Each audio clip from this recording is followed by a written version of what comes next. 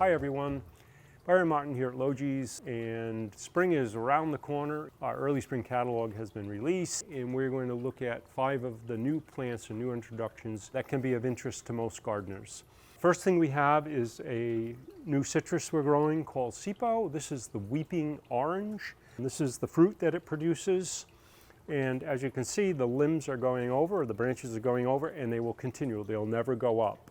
So in growing this, you can either train this vertical and then let it weep, or you can put it in a hanging basket, which it can be very effectively used that way and allow the fruit to hang over the edges. One thing when you're culturing this, you might want to pinch these back initially when it's young so that there's a much fuller branching plant.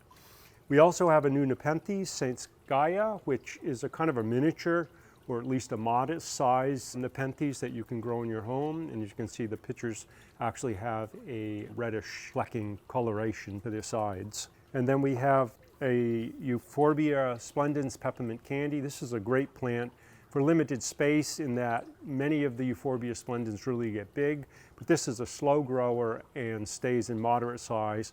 And of course, it has its red flowers with variegated foliage. We're also introduced the Mycomalaria vietnamesensis, which is a Gesneriad. It's in the Streptococcus or African violet family. Much like a Streptococcus in its growing, it flowers pretty much all the time for us, has these spotted leaves, and it creates somewhat of a rosette, although it does rise up a bit, like many of the African violets.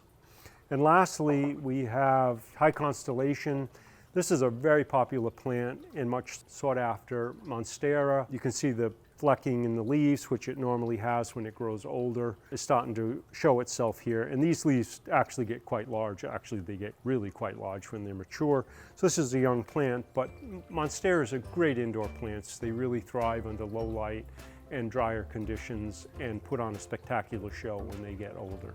There are some of our new plants for the coming year and well worth investigating for those of us that are container gardeners.